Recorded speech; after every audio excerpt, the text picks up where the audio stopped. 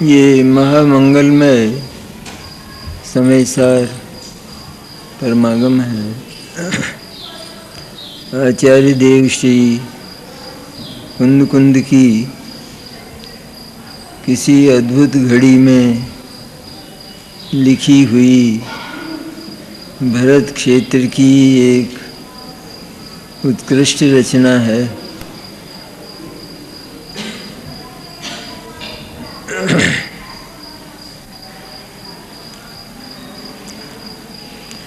शुद्धात्म स्वरूप जो भगवान समयसार है, जगत का हर प्राणी भगवान समयसार स्वरूप है। हर प्राणी चाहे कितना ही विपत्तियों में हो अथवा कितना ही देवों की रिद्धियों के बीच में हो अथवा निगोद में हो या सिद्ध दशा में हो, लेकिन उसके द्रव्य को देखा जाए तो वो साक्षात भगवान है। उसी का नाम समयसार, उसी का नाम ज्ञायक।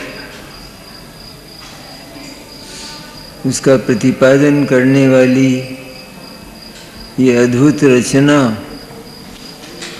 हमारे हाथ आई, हमें मिल गई। ये कोई दुर्लभ चिंतामणि मिला। ये अनुभव भी जिनके हाथ में समयसार है उनको होता नहीं है। एक बार भी ऐसा अनुभव हो, चित्त में ऐसा उछाला आवे, ऐसा हर्ष हो चित्त में। चक्रवर्ती की संपदा एक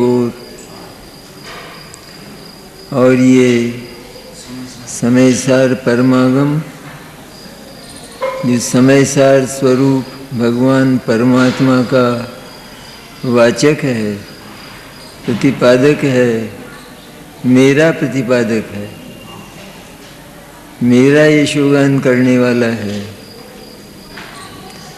वो परमागम वो समय प्रावृत उस चक्रवर्ती की संपदा से अधिक वजनी है, अधिक मूल्यवान है, क्योंकि वह तो नष्ट होने वाली है। और इस समय प्रावृत ने, समयसार शास्त्र ने जिस समयसार स्वरूप परमात्मा द्रव्य की ओर हमें झुकाया, उसका वाचन किया, उसका प्रतिपादन किया, वह समयसार साक्षात सिद्ध परमात्मा के समान है। वर्तमान में सिद्ध दशा आगे पैदा होने वाली है। और यह परमात्म स्वरूप समयसार शुद्ध ज्ञायक जिसको यहाँ कहा है, वह वर्तमान में ही सिद्ध परमात्मा के समान शुद्ध परमात्म तत्व है। त्रैकालिक, त्रिकाल सिद्ध परमात्मा नए बनते हैं, पहले नहीं थे। जिस समय सिद्ध परमात्मा की शुद्ध दशा प्रकट नहीं हुई, उस समय भी ये समयसार हमारे ही पास था। भगवान स्वरूप समयसार और सिद्ध परमात्मा बनने पर भी ये हमारे ही पास रहता है। जगत के जीव फिर भी इसको पाकर दुखी क्यों हैं, कष्ट में क्यों हैं? कि उसका एक ही कारण कि उन्होंने इस भगवान समय सार स्वरूप शुद्धात्म द्रव्य को स्वीकृति नहीं दी। कितनी सी बात रही, आपका निमंत्रण स्वीकार है अथवा अस्वीकार है, इतनी सी तो बात। निमंत्रण तो आपका है ही, वो तो है ही आपका निमंत्रण। तो स्वीकार है अथवा अस्वीकार है, इतना मात्र बोलना है, इतना मात्र कहना है। उसी तरह आचार्य कुंद कुंद के ये शब्द ब्रह्म भगवान सर्वज्ञ अनंत परमात्मा के वचन उसके प्रवाह रूप में चला आया। यह जो मंगल वचन है वह मंगल वचन साक्षात मंगलमय है, मंगलकारी है, मंगल करने वाला है। इसलिए ऐसा लगना चाहिए जीवन में यदि कुछ नहीं मिला तो नहीं मिला, रोटी भी नहीं मिली तो नहीं मिली, लेकिन समय सार मिल गया। ऐसा हर्ष और उल्लास के आंसू बह जाने चाहिए। अनंत जीवन में जिसकी उपलब्धि हुई नहीं, अनंत जीवन बिताए मैंने, समय सार मिला क्या? नहीं मिला। आज मिला और इसका रहस्य खोलने वाले, देशना प्रदान करने वाले भगवान गुरुदेव भी मिले। गुरु भी भगवान होते हैं ना, क्योंकि भगवान स्वरूप आत्म तत्व को बताने वाले लोक में एकमात्र वही होते हैं। उन्होंने बताया, इस रहस्य को खोला। सारे समय सार का रहस्य केवल इतना कि तू शुद्ध ज्ञान और आनंदमय ज्ञायक तत्व है, परमात्म द्रव्य है तू। इसको स्वीकार करना अथवा न करना ये तेरे पुरुषार्थ पर निर्भर है, तेरी ही इच्छा पर निर्भर है सारा का सारा। इतना सारे समय सार का सार कि उसको स्वीकृति देना कि हाँ सचमुच ये किसी तीसरे व्यक्ति की चर्चा नहीं है, ये चर्चा स्वयं मेरी है। समय सार स्वरूप भगवान परमात्मा द्रव्य मैं स्वयं ही हूँ और यह यशोगान उसी का हो रहा है। और कौन यश कौन गा रहे हैं कि भगवान अनंत परमात्मा जिनकी हम रोज़ पूजा करते हैं, जिनकी हम पूजा करते हैं, वे हमारे भीतर बैठे हुए भगवान समय सार की पूजा करते हैं, उसका यशोगान करते हैं। ये गौरव की नहीं है बात। अरे अपना यश कोई बता रहा हो, कोई बातचीत कर रहा हो अपने विषय में, तो हम दूसरे कमरे में भी चुपचाप जैसे कोई मगन हो रहे हों इस तरह से सुना करते हैं। और ये तो खुली घोषणा कर रहा है समय सार, तो ये तो खुला अखबार है जो आत्मा को भगवान कहकर पुकारता है, मेरे को भगवान कहकर पुकारता है। अरे मैं अपने को आज तक पामर मानता आया, अधम मानता आया, नीच मानता आया। मैं तो समय सार के पवित्र कुल का पवित्र जीव तत्व हूँ। ऐसी ये अद्भुत रचना है। उसमें प्रश्न का उत्तर देते हैं आचार्य। शिष्य ने प्रश्न किया, आपने जिस एकत्र विभक्त आत्मा की चर्चा की, मैंने शुद्धात्मा की, जो अपने से एकत्व स्वरूप है, अपना सब कुछ अपने में समेटे बैठा है।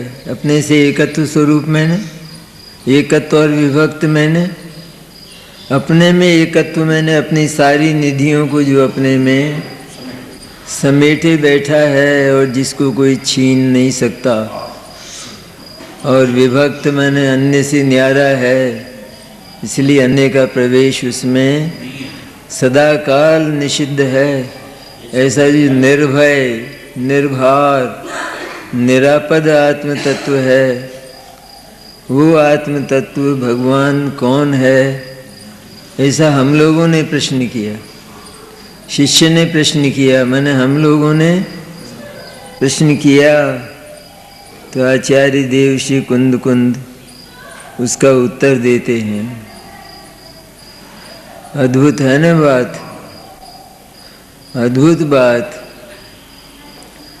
अद्भुत कोई लाभ होने वाला हो,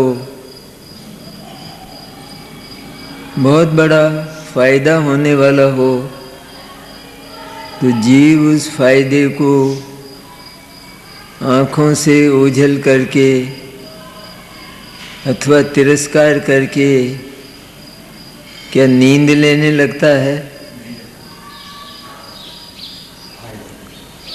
है कोई ऐसा जीव जगत में?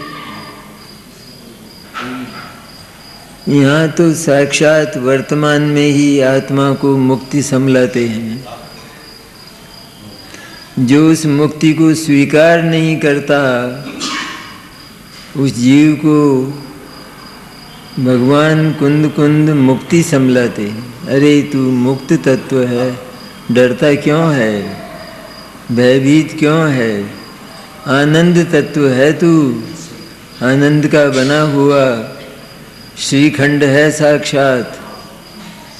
इसलिए एक बार उसको स्वीकृति देकर उसका रसास्वादन कर ले। स्वीकृति मत, सचमुच भगवान मैं ऐसा ही हूँ ऐसा तो बोल उनके सामने, ऐसा प्रतिज्ञा वाक्य तो बोल, भगवान सचमुच मैं ऐसा ही हूँ, अब आज से ये बात छोड़ूंगा नहीं और दीनता और दरिद्रता की बात नहीं करूँगा।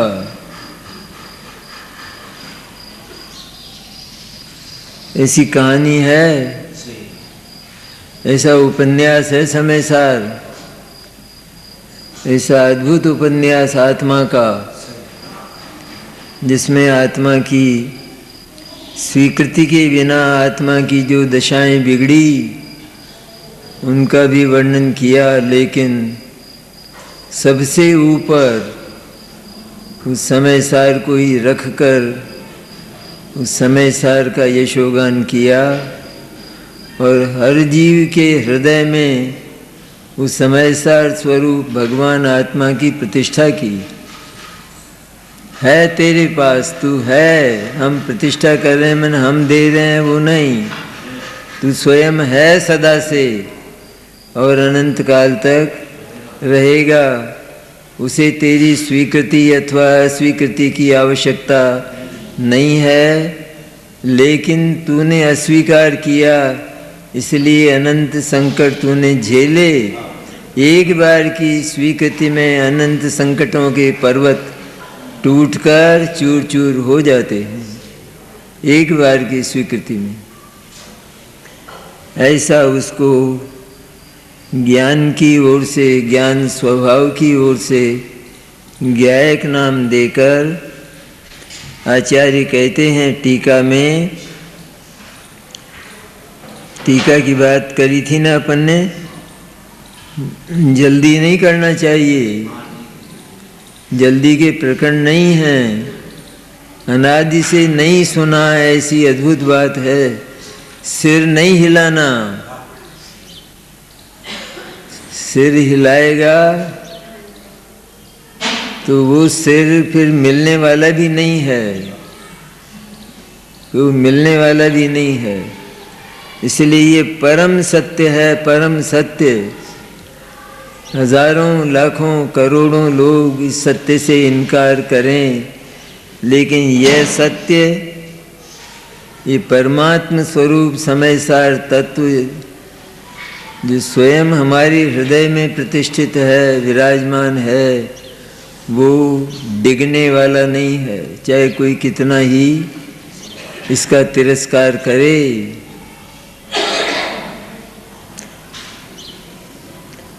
टीका में आचार्य कहते हैं, जो स्वयं अपने से ही सिद्ध होने से अनादि सत्ता रूप है, अपने से ही सिद्ध होने से, अरे उस पर किसी का एहसान नहीं, उसकी सत्ता पर। वो किसी के सहारे से, किसी से सामग्री ले लेकर नहीं बना, मांग मांग कर, लेकिन वो तो अनादि से स्वयं सिद्ध, बिना किसी का बनाया हुआ अकृत्रिम तत्व है। अकृत्रिम, कृत्रिम नहीं है कि किसी ने रचना कर दी हो, और जिसने रचना की हो तो वो हमेशा के लिए उसके अधिकार में, पराधीनता में फंस गया हो, ऐसा वो समय सार ज्ञायक तत्व नहीं है। अद्भुत परमात्म तत्व है। तो जो स्वयं अपने से ही सिद्ध होने से अनादि सत्ता रूप है, जो भी बात है, आचार्य अमृतचंद्र की ये टीका, जिसमें छठी गाथा की 2 लाइनों का दोहन किया गया, उसमें से उन 2 थनों में से दूध निकाला गया। 2 लाइन आचार्य कुंद कुंद की, उसका दोहन करते हैं अमृतचंद्र जैसे पुरुष, नित्य आत्मानुभूति करने वाले, वो उसका दोहन करते हैं और हमें पिलाते हैं।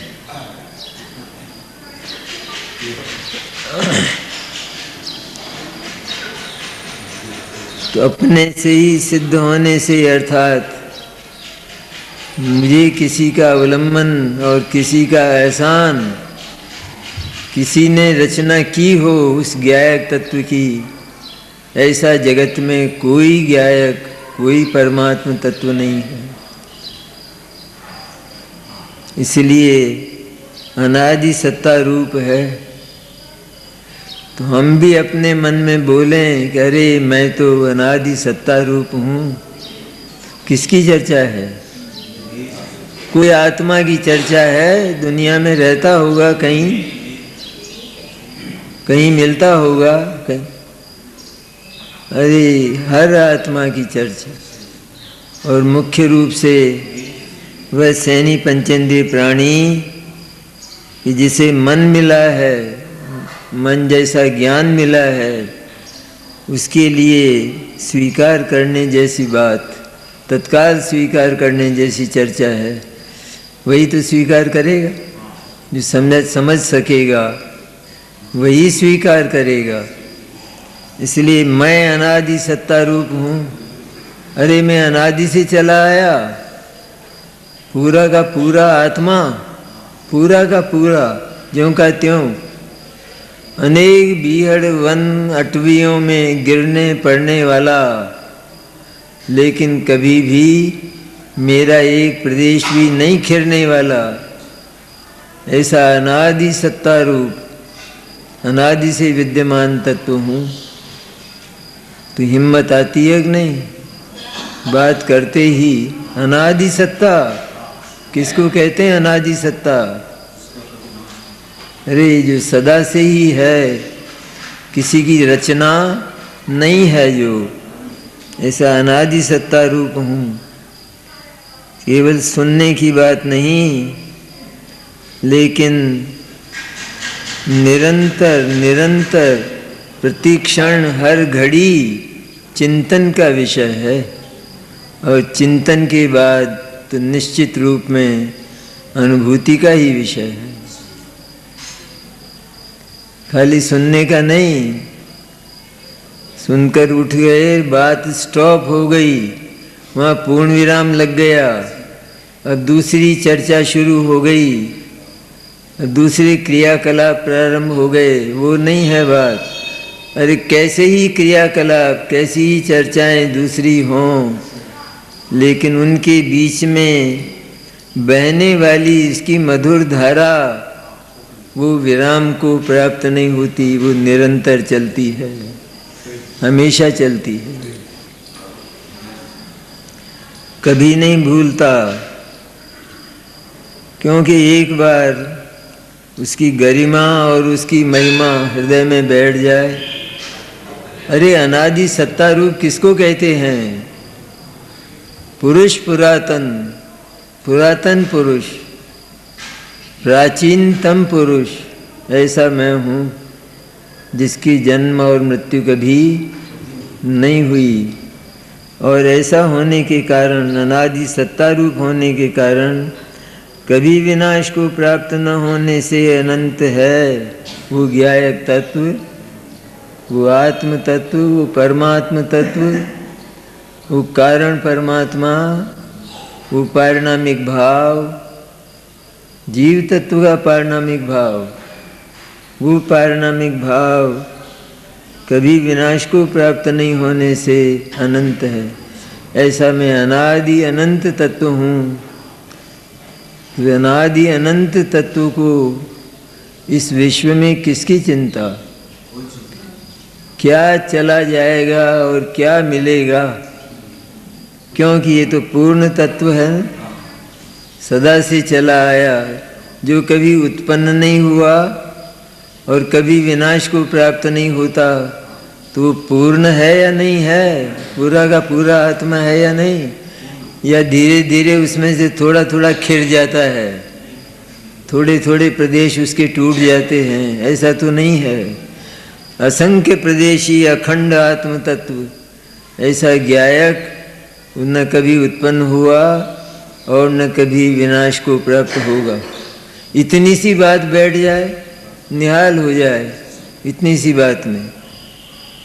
और नित्य उद्योत रूप होने से क्षणिक नहीं है, नित्य ही जो ज्ञान के प्रकाश से प्रकाशमान है, जिसका ज्ञान भी अनादि अनंत, उससे जो नित्य उद्योत रूप है, नित्य प्रकाश स्वरूप है, इसलिए वह क्षणिक नहीं है। कभी उसका जानना मिट नहीं जाएगा, जानने का कभी अभाव नहीं होगा, सदा ही नित्य उद्योत रूप, नित्य प्रकाशमान रहेगा। और स्पष्ट प्रकाशमान ज्योति है। स्पष्ट प्रकाशमान मैंने वे अंधे जगत के प्राणी जो ये कहते हैं आत्मा दिखता नहीं है। अरे दिखता है, लेकिन तेरी आँख जानबूझकर बंद है। ये जो स्पष्ट प्रकाशमान है ज्ञान से, जो ज्ञान निरंतर प्रति समय प्रवाहित है, चल रहा है, इस ज्ञान को तू जानता नहीं है। ये ज्ञान जानने में नहीं आता। मैं जानने वाला हूँ, ये जानने में नहीं आता। तो स्पष्ट प्रकाशमान हुआ कि नहीं? स्पष्ट रूप से जिसका अनुभव किया जा सकता है, जो स्पष्ट रूप से अनुभव में आता है, ऐसी स्पष्ट प्रकाशमान ज्योति है। कितना बेधड़क कहा है आचार्य ने। पर्यायों को एक ओर रखकर, सारी पर्यायों को, प्रमत्त और अप्रमत्त, सारी पर्यायें, सारी दशाएं बिल्कुल एक ओर। प्रमत्त दशाएं, मोह राग द्वेष की दशाएं, 28 मूल गुण, 13 प्रकार के चारित्र की मुनिराज की दशाएं, सब रागात्मक होने से ज्ञायक से भिन्न हैं और एक और हैं। कभी ज्ञायक में जिनका मिश्रण नहीं होता और इनका अभाव होकर, इस अशुद्धता का अभाव होकर उस ज्ञायक के लक्ष्य से इनका अभाव होता है। इनका अभाव होने पर उत्पन्न होने वाली सम्यक दर्शन ज्ञान चारित्र की निर्मल दशाएं, 14 गुणस्थान, उनमें से अप्रमत्त से लेकर 14वें गुणस्थान तक, उसके आगे सिद्ध दशाओं तक वे निर्मल पर्याय भी सचमुच एक और हैं और ज्ञायक एक और है।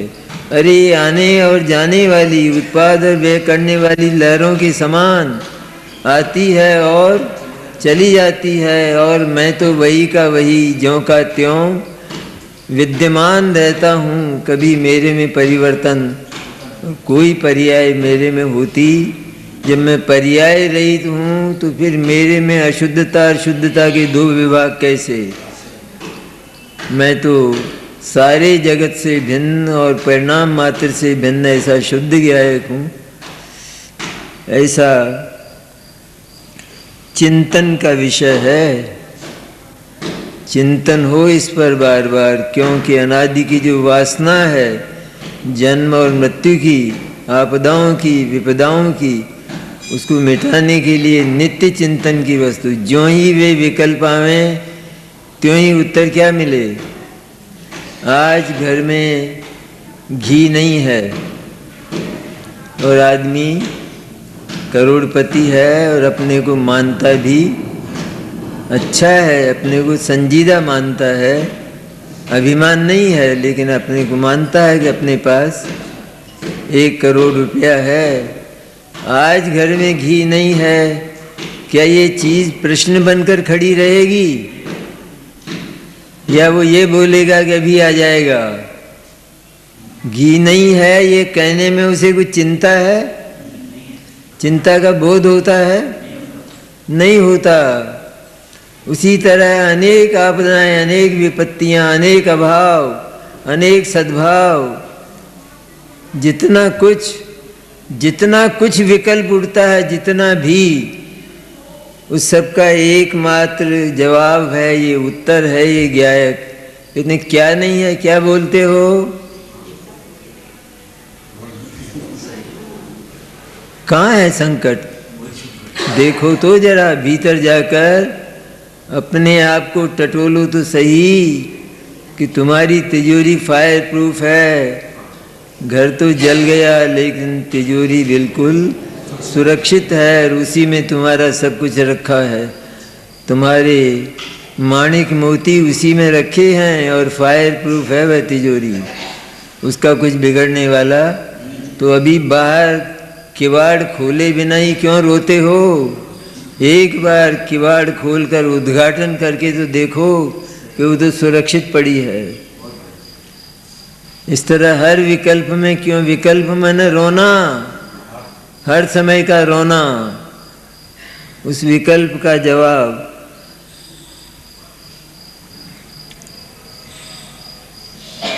तो कैसा है जो कहते कहते आचार्य क्या करें कि लेखनी और विकल्प लिखने के दोनों सीमित हैं। कहाँ तक लिखें, कहाँ तक लिखें? लिखते ही थे। अरे भगवान केवली भी कहाँ तक बोलें और भगवान गणधर भी कहाँ तक लिखें, कहाँ तक रचना करें?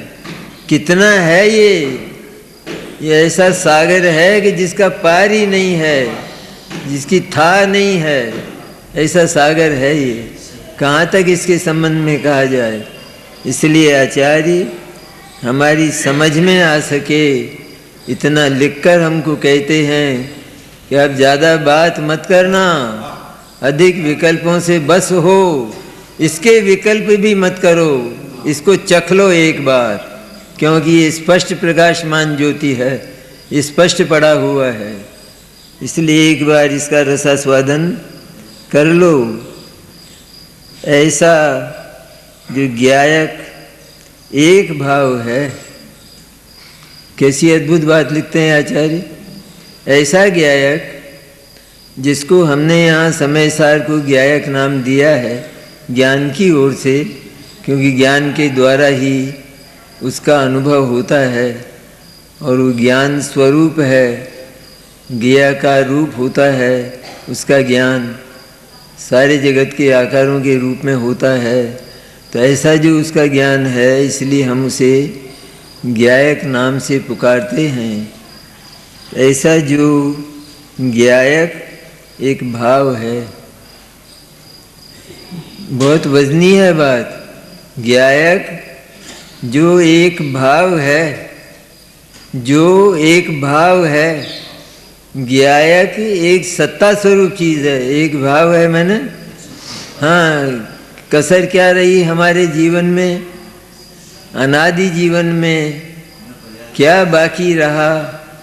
सब कुछ हुआ, सब कुछ सुना, परिचय में पाया और अनुभव किया, सब कुछ काम और भोग, लेकिन मात्र एक ज्ञायक शेष रहा था कि जिसकी सत्ता हमको स्वीकार नहीं थी और हम अपने आप को इन मोह राग द्वेष के कारण, परिवार धन धान्य आदि के कारण, परिवार धन धान्य वाले और मोही रागी द्वेषी मानते रहे। लेकिन इनके बीच में पड़ा हुआ जो ज्ञायक चिंतामणि, उस ज्ञायक चिंतामणि के सत्ता का, उसके अस्तित्व का हमने स्वीकार नहीं किया।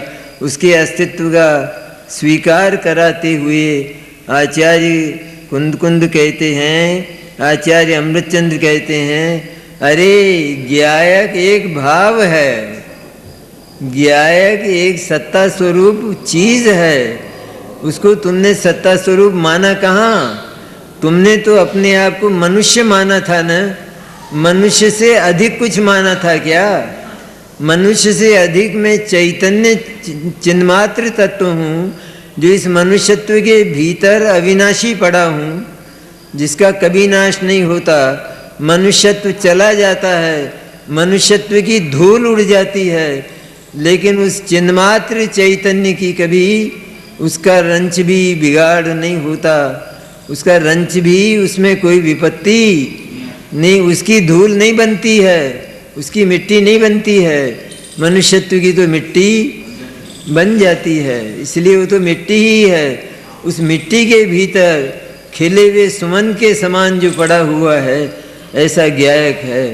ऐसा ज्ञायक जो एक भाव है, सुनने की बात, समझने की बात, ऐसा ज्ञायक जो एक भाव है, एक भाव है, मैंने एक सत्ता स्वरूप चीज़ है। तुमने ये स्वीकार नहीं किया आज तक। आज तक कोई कमी रही तो केवल ये कमी रही कि हमने पर्याय मात्र तक अपने को सीमित रखकर पर्याय मात्र अपने आप को माना, लेकिन उस पर्याय के साथ जो ज्ञायक स्पष्ट प्रकाशमान ज्योति था, उस स्पष्ट प्रकाशमान ज्योति को उस अज्ञान के अंधेरे के से ढका हुआ होने के कारण हमने स्वीकार नहीं किया। हमने उसकी सत्ता को ही स्वीकार नहीं किया। वो एक भाव है, वो एक सत्ता है, ऐसे उसके भाव को स्वीकार ही नहीं किया। उसकी सत्ता को, उसके होने को, उसके अस्तित्व को हमने स्वीकार ही नहीं किया एक क्षण के लिए। अरे पर्याय से की ओट को हटाकर, पर्याय के इस तम तोम को तोड़कर, फाड़कर, और यदि और नीचे जाते तो ज्ञायक तो उस कीचड़ के उस मिट्टी के गड्ढे में नीचे रत्न राशि के समान पड़ा हुआ था। रत्नों की राशि, जिसमें अनंत गुणों की रत्नों की राशि पड़ी है, ऐसा ज्ञायक भीतर पड़ा हुआ था। ऊपर मिट्टी ही मिट्टी थी, ऊपर ये मोह राग द्वेष की मिट्टी। जगत के पदार्थ चारों ओर, ये कुछ नहीं करते लेकिन हैं चारों ओर। हमने माना इनको कि ये हमारे लिए बड़े दुखदायक हैं, बड़े कष्टदायक हैं, ऐसा माना हो भले ही, लेकिन जगत के पदार्थों के बीच और उस मोह राग द्वेष के कीच के बीच, या मोह राग द्वेष की वो जो धूल और मिट्टी है, उसके नीचे तह में, गहरे तह में, वो एक मखमल की डिब्बी में पड़ा हुआ हीरा था। उसको हमने स्वीकार, कहाँ है, यहाँ है तो मिट्टी मिट्टी है, यहाँ कहाँ हीरा हो सकता है? हम दरिद्रियों के पास हीरा कहाँ से हो सकता है? अरे वो तो बहुत समय से, तुम्हारे पिता के समय से तुम्हारे पिता ने उसको गाड़ कर रखा है, तुम्हारे लिए गाड़ कर रखा है। तुम अपने आप को दरिद्री मानते आए, लेकिन तुम वास्तव में दरिद्री नहीं हो। मानने मात्र तक तुम्हारी दरिद्रता की सीमा है, मानने मात्र तक। ऐसा जो ज्ञायक है उसी के लिए कहते हैं, देखो कि हीरा जो है उसके ऊपर बहुत मिट्टी, कंकड़, पत्थर, कोयले ये बहुत हैं उसके ऊपर, बहुत होने पर भी उसकी सत्ता हिलती नहीं है। उसकी सत्ता उस पृथ्वी के दह में, पृथ्वी की गहराई में सुरक्षित पड़ी है। वो कभी वहाँ से नष्ट हुआ ही नहीं, और अगर नहीं भी खोदा जाए तो नष्ट होने वाला नहीं है। लेकिन यदि पता लग गया है तो खोद ही लेना चाहिए, तो दरिद्रता का अंत हो जाएगा। वो तो दरिद्रता का अंत है ही, वर्तमान में पड़ा हुआ है सो, उसमें तो दरिद्रता है ही नहीं, लेकिन उसकी स्वीकृति मात्र से दरिद्रता का अंत हो जाता है। ऐसा जो ज्ञायक है वो एक भाव है, मैं एक भाव हूँ, मैं ज्ञायक एक भाव हूँ, एक भाव हूँ अर्थात मैं एक सत्ता हूँ। मैंने किया क्या आज तक कि मैंने अपने आप को क्षणभंगुर पर्याय जैसा तो माना, नष्ट हो जाऊँगा, मर जाऊँगा एक दिन, मनुष्य हूँ, न मालूम कहाँ जाऊँगा, क्या होगा, विपत्ति आ जाएगी, संकट आ जाएंगे, इत्यादि इत्यादि माना ना, ये सब माना।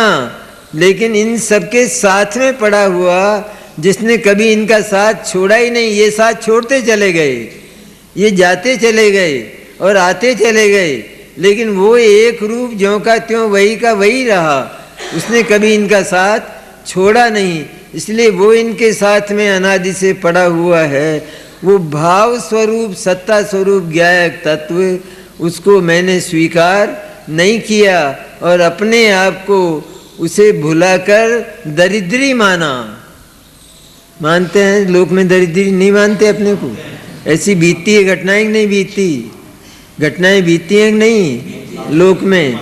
अरे घर में बहुत गड़ा हुआ हो लेकिन व्यक्ति को पता नहीं है, और जब पिता का मित्र उसका परिचय देता है तो वो उछल पड़ता है बिना खोदे ही उसे उसकी सत्ता का विश्वास हो गया, क्योंकि यह परम कृपाल, परम हितैषी है, ये मेरे पिता का परम मित्र है, इसलिए मेरा परम हितैषी है, इसकी बात कभी झूठ नहीं हो सकती। इसी तरह भगवान कुंद ऋषि वो हमें उस ज्ञायक को वरदान स्वरूप समझाते हैं। लो ये संभालो, तुम्हारे मोह राग द्वेष के कीच के बीच में पड़ा हुआ ये हीरा, संभालो इसे, एक बार इसे स्वीकृति दो, तुम अनंत काल के लिए निहाल हो जाओगे। ऐसी स्वीकृति मात्र चाहते हैं और कुछ नहीं चाहते। ज्ञायक में कुछ धरना हो, निकालना हो, तो ये गोरख धंधा नहीं बताते हैं कि तुम्हें आगे जाकर इतना व्यवसाय और करना पड़ेगा, आगे जाकर इतना काम तुम्हें इस चैतन्य परमात्मा में, समय सार स्वरूप शुद्धात्मा में, ज्ञायक में इतना काम तुम्हें और करना पड़ेगा। यह अनादि से कीचड़ में पड़ा है तो इसे धोना पड़ेगा, इसमें कुछ जोड़ना पड़ेगा, कुछ नहीं करना पड़ेगा। वो तो निर्मल पवित्र ज्यों का त्यों पड़ा है। ऐसा पवित्र ज्ञायक, उस पवित्र ज्ञायक का क्या हुआ है तो वो भाव स्वरूप होने पर भी उसके भाव को अर्थात उसके अस्तित्व को हमने स्वीकार नहीं किया। ज्ञायक जो एक भाव है, इतना तो खिला हुआ मुंह, खिला हुआ क्या मिल रहा है, निधि संभला रहे हैं, कुंद वरदान दे रहे हैं, वरदान। तेरी मौत होती नहीं कभी, क्योंकि तेरा जन्म हुआ नहीं, होती नहीं कभी, तू अनादि अनंत अविनश्वर तत्व है। ऐसी बात करते हैं। तो ज्ञायक जो एक भाव है, ये याद रखने की लाइन, ज्ञायक, मैं एक भाव हूँ, मैं सत्ता स्वरूप, अस्तित्व स्वरूप वस्तु हूँ मैं, ऐसा भाव, वो एक भाव है। और यही स्वीकार नहीं किया। क्यों याद दिला रहे हैं आचार्य? क्योंकि उसको स्वीकार अनादि से हमने उसको स्वीकृति, उसको माना ही नहीं। माना केवल इतना कि मैं मनुष्य हूँ, मैं देव हूँ, मैं नारकी हूँ, मैं रागी और द्वेषी हूँ। जो क्षणों में जो बादल हैं, बरसात के बादल अथवा शरद काल के बादल, उन शरद काल के बादलों की तरह से विलीन हो जाने वाली मनुष्य पर्यायें और मोह राग द्वेष के भाव, ये सब नष्ट हो जाने वाले भाव, ऐसे नष्ट हो जाने वाले भावों जितना हमने अपने आप को माना, लेकिन उस स्थायी ज्ञायक भाव जैसा अपने को नहीं माना। मैं स्थायी ज्ञायक हूँ, भाव स्वरूप, उस भाव को, उसकी सत्ता को स्वीकार किया ही नहीं। केवल पर्याय की सत्ता को स्वीकार किया, लेकिन द्रव्य जो ज्ञायक है, शुद्ध परमात्म तत्व, उसको स्वीकार नहीं किया। तो एक भाव है, वह संसार की अवस्था में, ये बात आगे करेंगे।